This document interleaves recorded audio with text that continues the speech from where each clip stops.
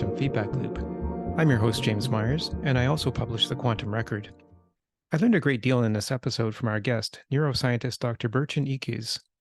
Burcin describes her new initiative called EcoNeuro, which will study the effects of climate change on the brain in different areas and circumstances around the globe. Burcin is a pioneer in investigating the effects on brain health from pollution, extreme heat, and other environmental stresses.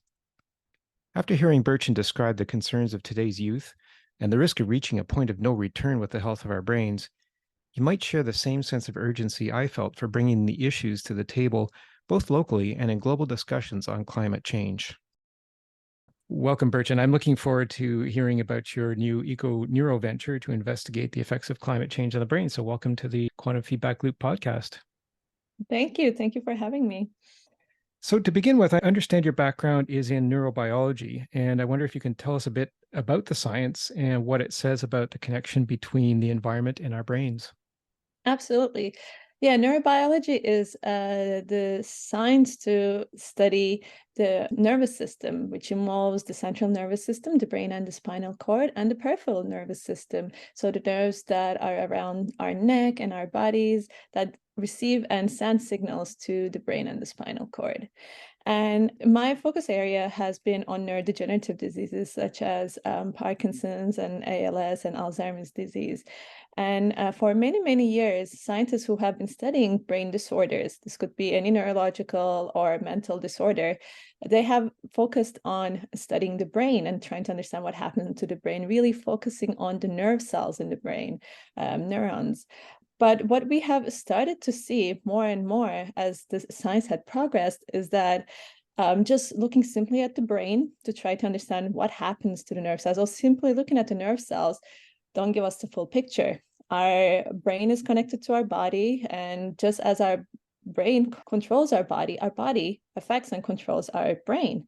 And we even have nerve cells in our gut, and there is the gut-brain axis that sends signals from our gut to the brain. There have been studies more and more showing that, for example, in diseases like Parkinson's disease, we see damages happening to the neurons in our gut happening way before we see any neurological symptoms. So we are trying to understand now that when we're studying the brain, to understand how it works, why it gets diseases, we really have to understand the whole picture, look at the whole picture, see what's happening in the body. And our body gets affected by the environment we live in, by the way we treat it, by the things we're exposed to. It could be digital, chemical. We live in a digital chemical world, as one of the neuroscientists I was talking to recently. So, and all those exposures affect our body, which then affects our brain. And I think the field is really coming into understanding that we really have to look around ourselves when we're really studying the brain and the spinal cord. Really interesting, and so much still to be learned about the brain, I guess. And you mentioned the neurodegenerative diseases, and I'm wondering, has there been any connection made between rates of those and environmental change? Like, are they increasing, for example, as a result of environmental change? Yes, absolutely. So one of the things that have been studied more than others have been the exposure to air pollution. So now there's a lot of studies happening around understanding how exposure to air pollution, even at the stage of when the fetuses are in mother's womb, and how it might affect them later in life. And there have been studies that have shown air pollution as a risk factor for dementia. Now, dementia is and dementia and Alzheimer's diseases, which is one of the forms of dementia, affects more and more people every day. So far, I would say 55 million people have around the world have dementia, and they expect this number to triple by 2050.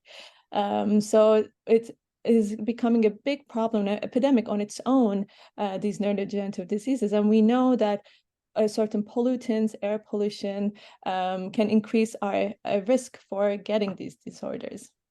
Wow, that's quite shocking, actually, and to think about. So, and you're trying to do something about this with your EcoNeuro venture, and maybe you could just tell us a little bit about what it is, what it's doing, and what your goals are for it. And I understand you have a network of scientists that you're building for this venture as well.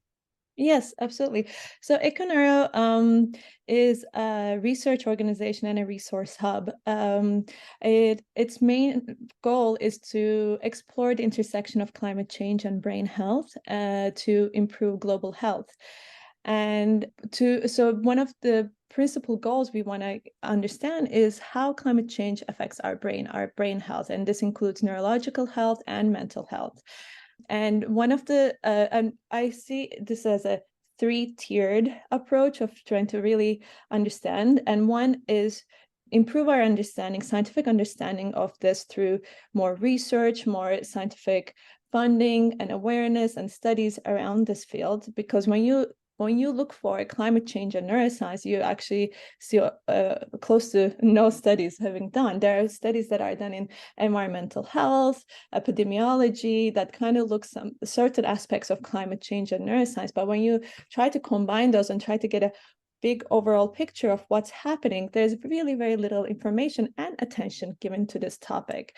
So one of the Econeuro's biggest goals is to really raise more awareness about this topic, raise more interest around this topic, both as a research and a public point of view, increase our understanding through research and collaborations with other public health and neuroscience experts around the world, and then eventually to put it into action. So the first tier is to really increase our understanding, really try to understand what aspects this could be happening. And one of the ways we're trying to do this is that I'm trying to build right now is this network of experts from different parts of the world.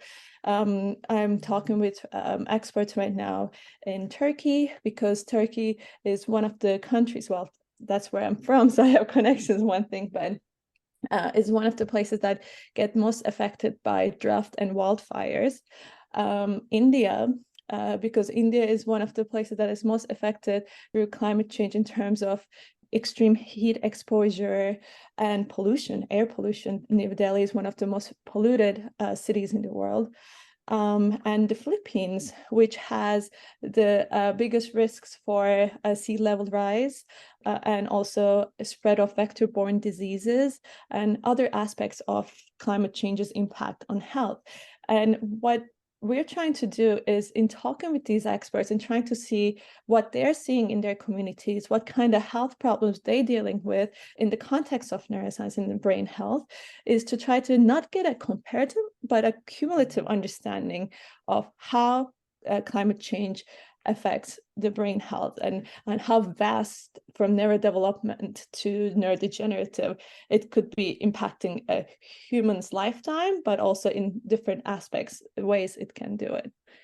This is our first tier. The second tier is to try to really spread the word, raise awareness, communicate what we know to other scientists and funders to gain interest in this area, to do more research, but also to the public and to our communities, and eventually to put this increased global understanding into local actions, to work with local communities, public health organizations, and so on, to make this knowledge, turn this knowledge into action, and to bring about changes that will improve the health of the communities.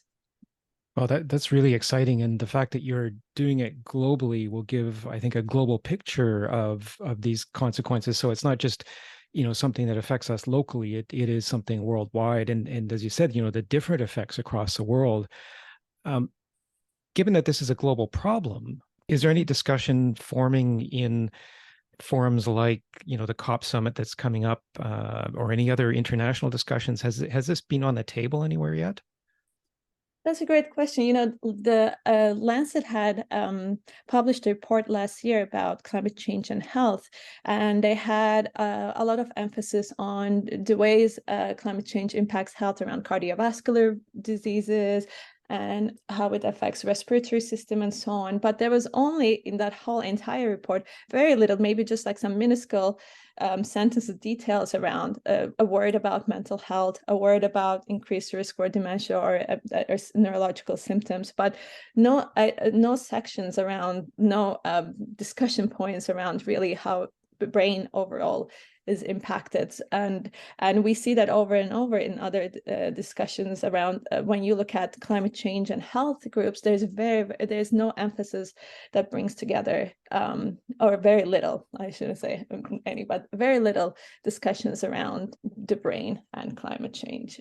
And that's why I think it's so important to be able to talking about it to as many people as we can, to really bring, because what we don't know is, while you can perhaps see this as vascular damage much faster if someone in extreme heat having a heart attack, the damage we see on the brain can take years and years for us to observe. So it's really hard to make a point, be like, we're just starting to see how our brains have been impacted by climate change. Let's talk in 10 years, and this will become much more bigger problem, but by that time it might be too late. So it's really important that we start these discussions now, so that we can really mitigate the damage that we will be seeing in a decade from now, most likely.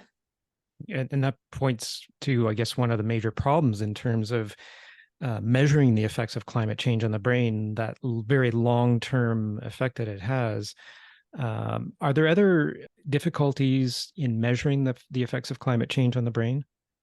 Yes, I think it's extremely difficult, both in a lab setting and in a community public health setting, because for one thing, our brains are incredible organs. They are extremely plastic, they adaptive. So when a damage happens, it finds ways to mitigate that damage by rewiring itself and using other parts of the brain that is not so damaged to adapt and continue functioning, which is an incredible, really amazing role of our brain. But then what happens is that it continues to mitigate that damage. It continues to hide that damage, hide that damage, hide that damage. So you don't see any neurological symptoms happening, or mental symptoms happening for a while, until it reaches to a point of what we call no return, where the damage passes a certain threshold, and it's so severe at that point that it's a point of no return. It's really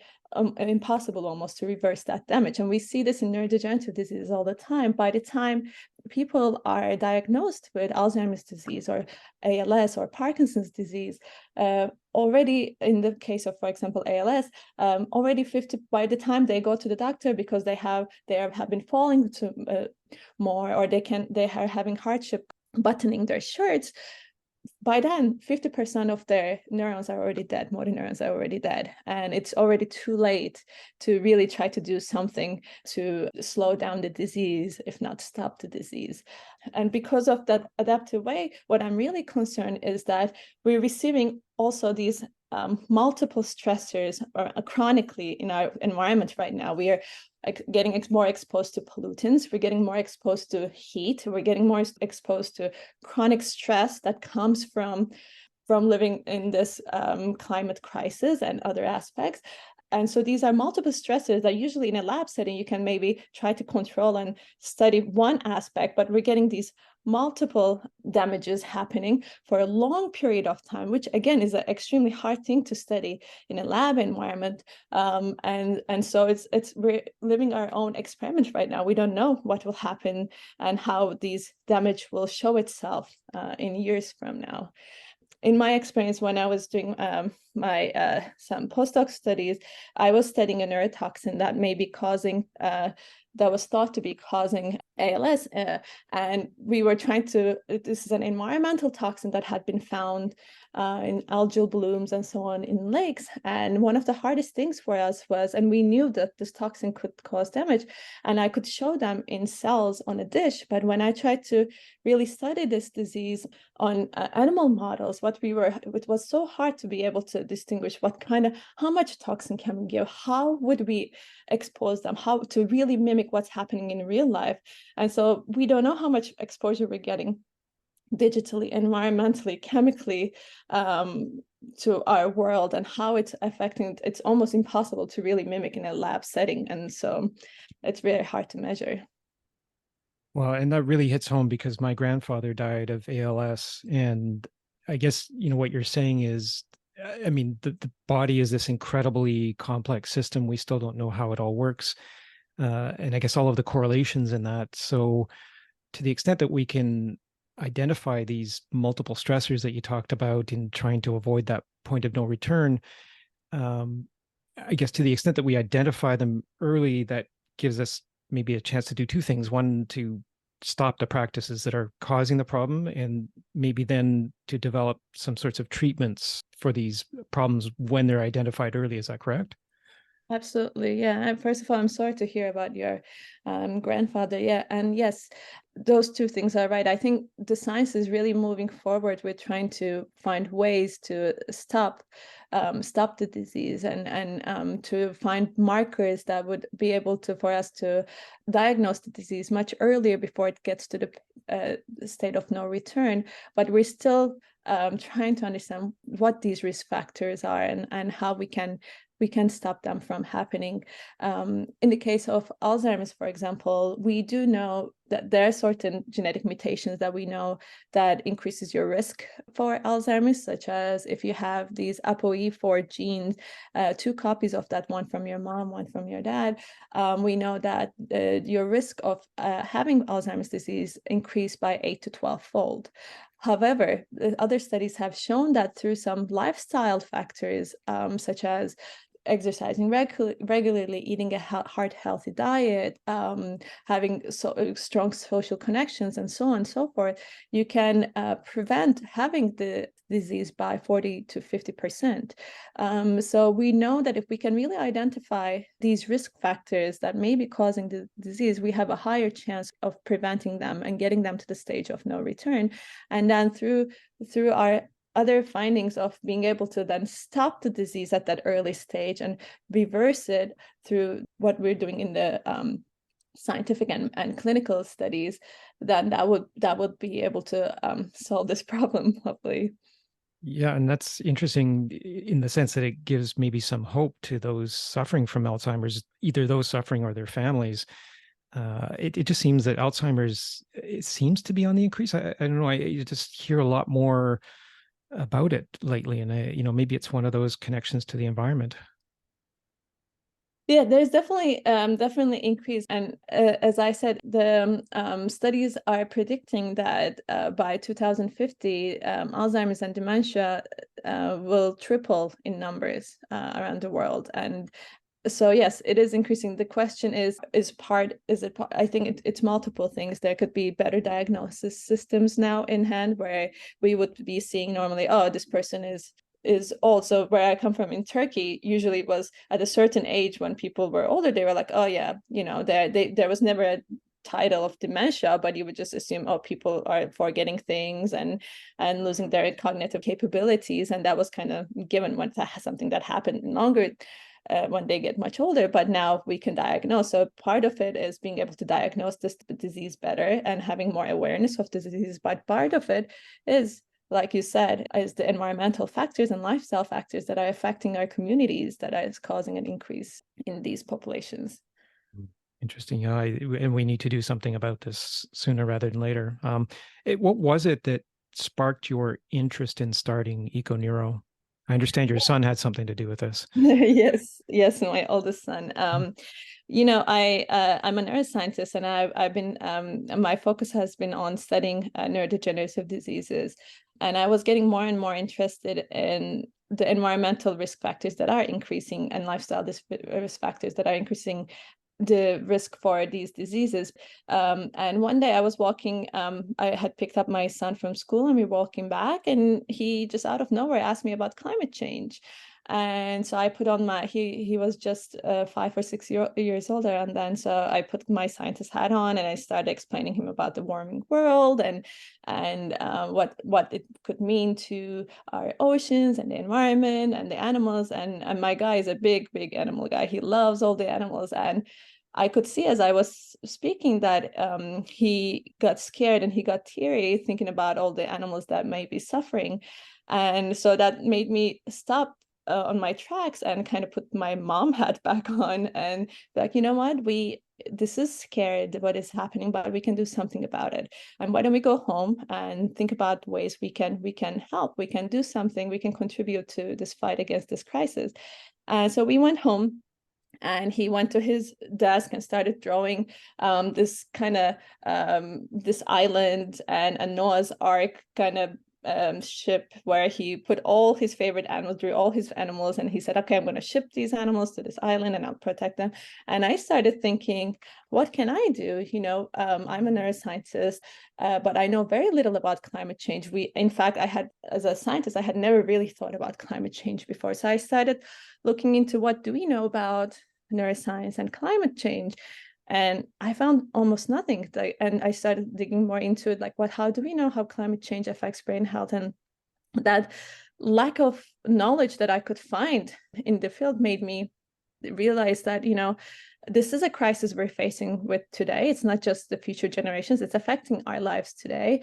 And so we all have anyone can and should contribute to fighting against this crisis. And perhaps my way would be to really combine my passion for neuroscience and brain health, and really dig deeper into see how climate change is affecting that. And that's how EcoNeuro started. Well, and so important to give the next generation that hope and to engage them, I think, in the process too. I read that you were actually just made a presentation recently or were involved in a class presentation in the school. You just tell us a little bit about that and what the kids are talking about and what they're interested in. Sure. It's honestly, as a scientist, one of my favorite things to do is outreach and talk to children about science. I believe children are natural born scientists themselves. They have this innate curiosity and way of questioning, and they're not scared to fail. They're not scared to ask the wrong questions. And it's really such a joy to talk with them about science. And recently went to a second grade at my son's classroom. He's a second grader now, and we talked about coral reefs and what an amazing ecosystem they provide in protecting the oceans and the wildlife, oceanic wildlife. And we started also talking about how the warming world is affecting these reefs and corals and bleaching them and so on. And I have to say, first of all, the class knew so much more about coral reefs than I do. Coral reefs is definitely not my expertise, but they were so incredible at coming up with solutions on what they could do, and really giving them that chance to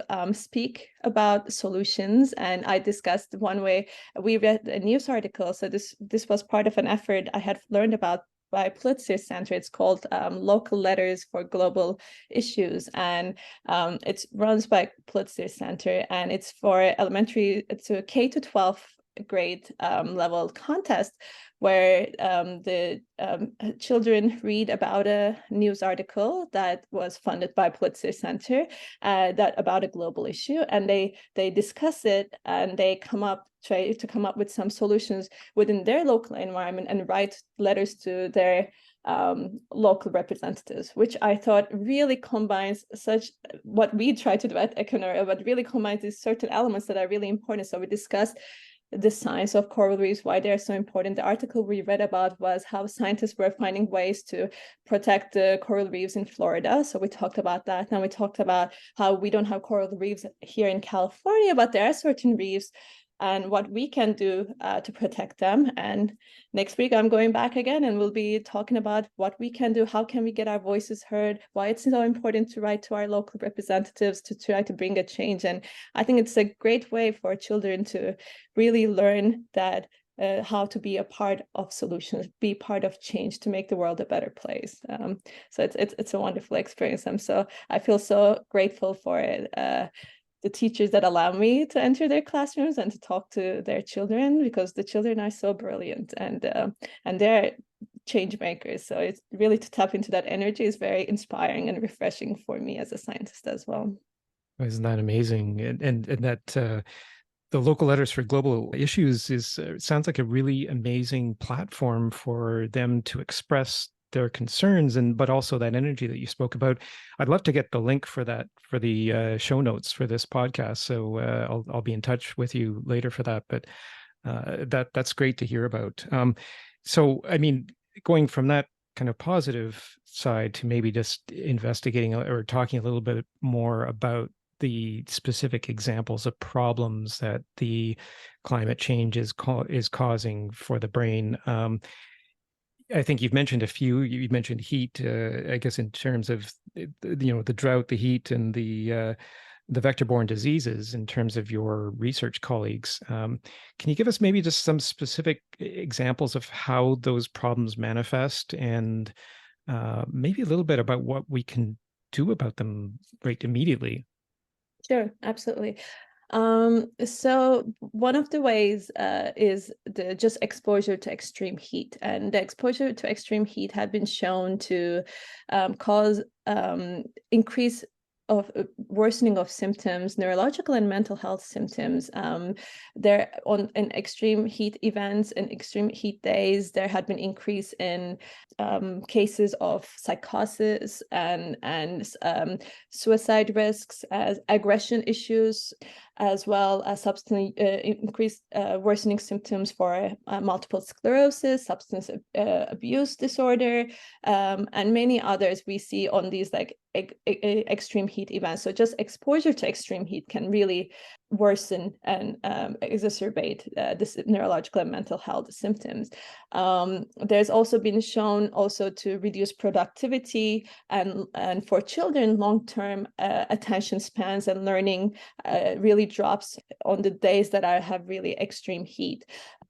Another thing we know is air pollution, which also is a majorly related to climate change. And we see that, like I had talked earlier in this episode, the exposure to air pollution at the fetal stage. And when there's a neuroscientist, Frederica Pereira, she's at Columbia, she had studied from the 90s the mothers in Harlem and in New York, as well as in Krakow, Poland, who were pregnant with their children. And she really studied those mothers who really lived in these highly polluted areas with air pollution. And then she studied them for the children for the next 10 years. And she had shown that kids who were exposed more had, for example, they were born earlier, they had low birth weight, and then later on they had issues with increased risk for ADHD, autism, and then when they became teens, there was higher incidence of anxiety and depression.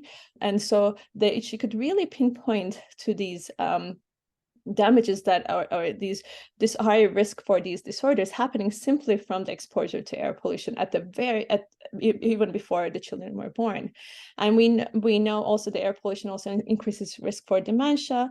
We also also the warming planet causes increase in vector-borne spread of the vector-borne diseases, and for the vector-borne diseases such as malaria and so on to stay for longer periods of time. And so in certain vector-borne diseases such as Zika and dengue can have huge, they can cause encephalitis and other neurological issues on the general population.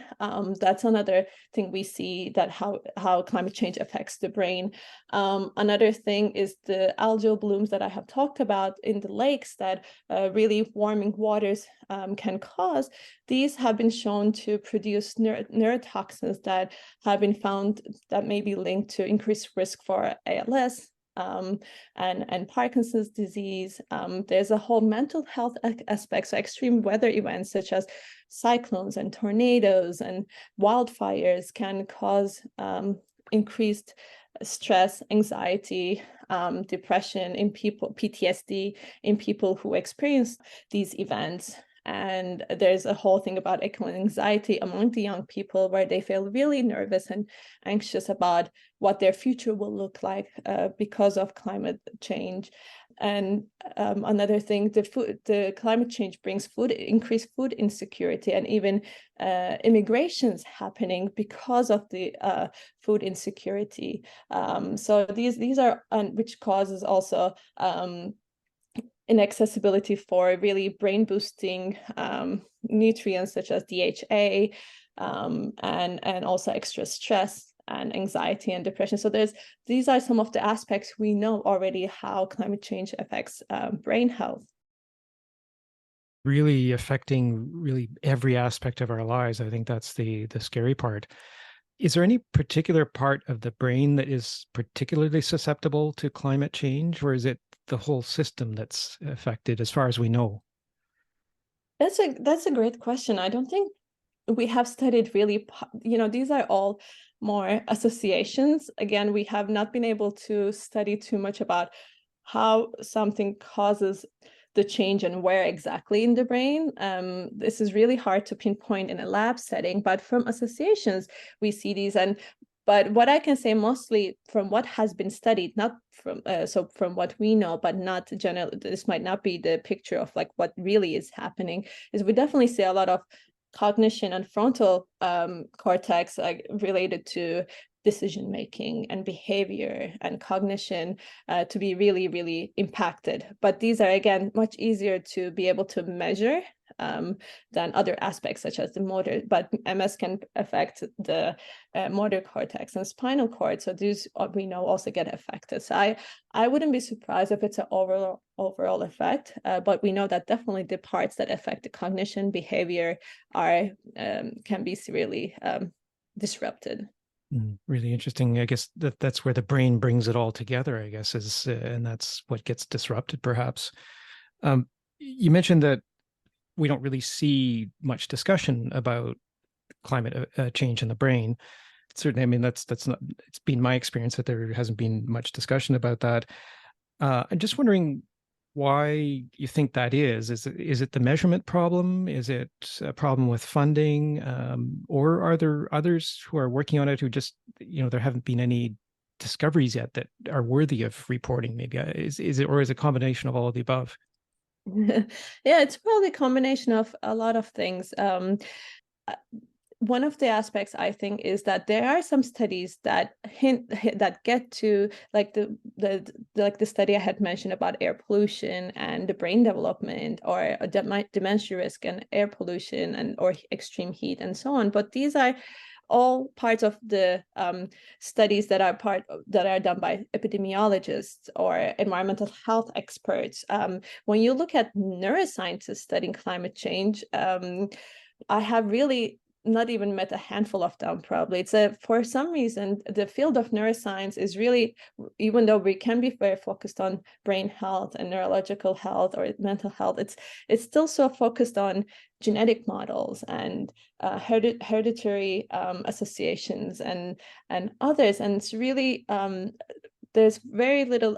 Maybe it's just because these fields are all very siloed, because we've been thinking so much for years and years brain as its own kingdom and that it's like by itself, but hopefully I think it's going to start to change. I just want it to be happening sooner than later, because I feel like we're running out of time.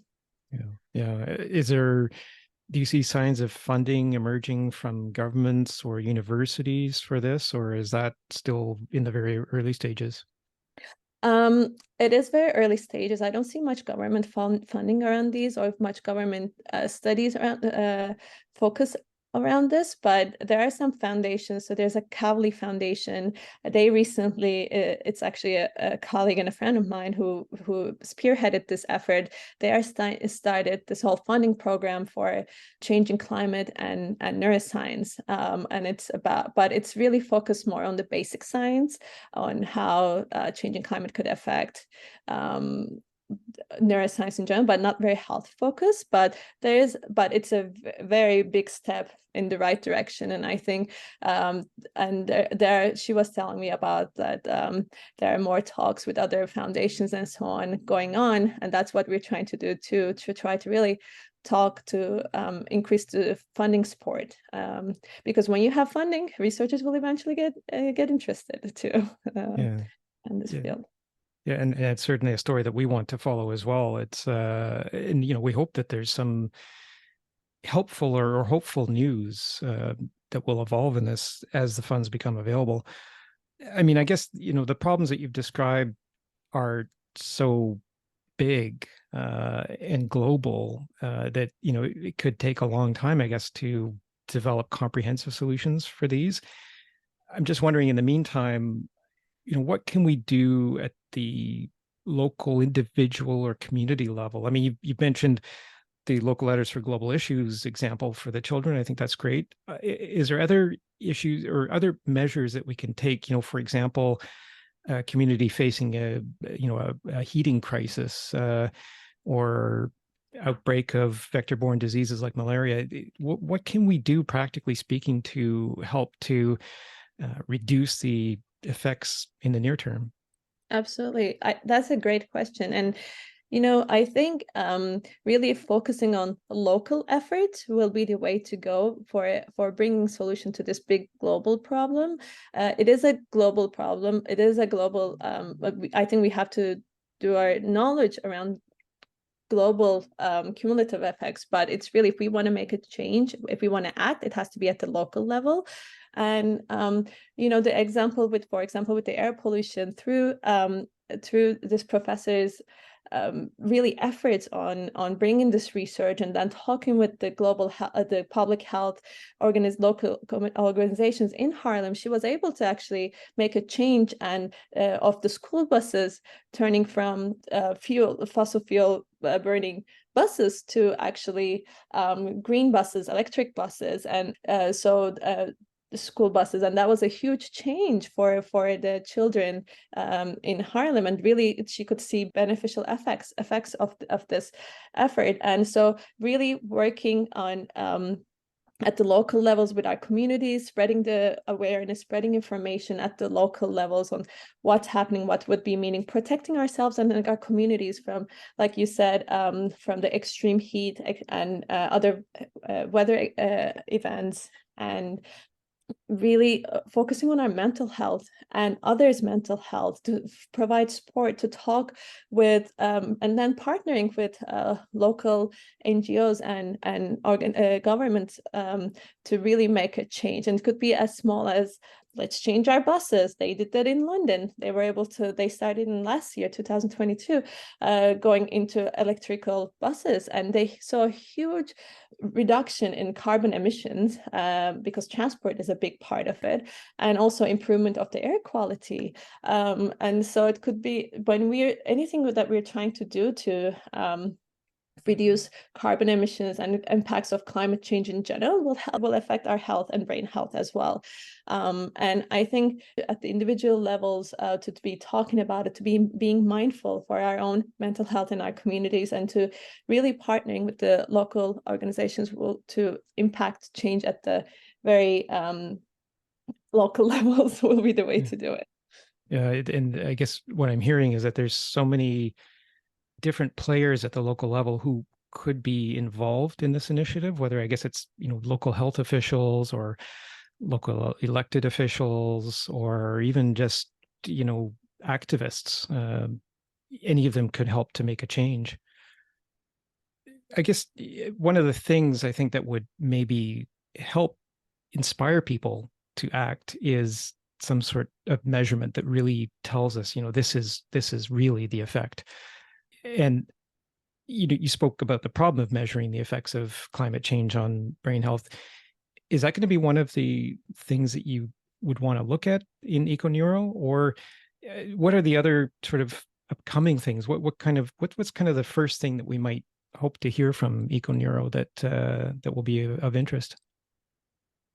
Yeah, that's a great question. And it's a difficult one. We're at the very early stages of establishing. And right now the focus has been really building these partnerships to increase our and to be able to do these research studies and understanding aspects of negative impact of climate change on brain health. But there are a lot of things that we would want to work on, is to try to see how, once we start talking about these and so on, if one of the things we would like to measure as a way of measuring our impact would be, is this making any changes in the communities that we work with, in terms of people's awareness, and in terms of whether we can actually also turn it into policy changes that is inspired by these talks with the communities. We do want to have part of the scientific field, be able to publish perhaps more studies or reviews around really combining these knowledge we have around the neuroscience and climate change. And that will hopefully, once you have these publications and articles, that will help increase within the scientific and the clinical medical communities for interest and in understanding and funding around this field. And so I think we will try to work at these 2 or 3 peers really, but it will be a while before we see a change, and that's okay. What matters is that the effort is there, and one more person we can reach is one closer step we get to the solution. So it's okay if it's a slow process, as long as we slowly get at it. Yeah, and it would be really encouraging to hear success stories, specific communities and their success stories once the issue, comes to everybody's attention. What do you think it would take to get the issue onto the world stage, like at a COP summit or something like that? I guess maybe we're nowhere near that at this point, or? Yeah, unfortunately, these a lot of media attention will get there, I think, and usually those media attentions do come from, unfortunately, from people really understanding how bad, how destructive the damage could be. I really want to get it there before we reach to that point where people are realizing, oh my goodness, we just learned that the air pollution is causing 10 times more increase in Alzheimer's disease, and the heat is causing 10 times more, blah, blah, blah. And they realize, they make the calculation, and they realize that half of the population will have these diseases by the end of the century or something. I don't want it to be at that point. I'm not saying it will get there, hopefully not, but I'm just saying I don't want it to be a big news headline that will get us there. If we can actually just make it a certain concentration area, just like we're focusing on the cardiovascular diseases and respiratory diseases, let's look at nervous diseases. If it could get into that and start building that there, I think it will be enough to start from now. Interesting, I guess, to tie it into existing discussions that are already ongoing in related areas, I think is what you're saying. Is that? Yes. Yeah. And if we could really show successful impact, or we did this, we had this knowledge, and we really cut down the heat exposures by bringing these green spaces are forming around schools, and we saw this children's performances to increase by 2-fold, like a positive spin-off like that. I think could be showing it at a very local level, at a local area schools, seeing how it affected the children's well-being, mental health, or cognitive abilities, would be a huge positive boost. And we'd be like, okay, maybe we should really pay attention to this and see how we can scale it globally for other areas as well. Mm-hmm. So it's so important to have champions for these things. And I think, you're a great champion for this cause that we really haven't heard about yet. And yet, as you say, we all certainly want to avoid reaching that point of no return. And I think that's the message that I'm taking away from our discussion today. It's been so wonderful, Burcin, to speak about this. And we really do want to follow the progress of EcoNeuro and your initiative and your collaborations. It would be really interesting to see how this evolves, and hopefully the discussion will evolve to spread the information more broadly, because information is our best defense, I guess, at this point.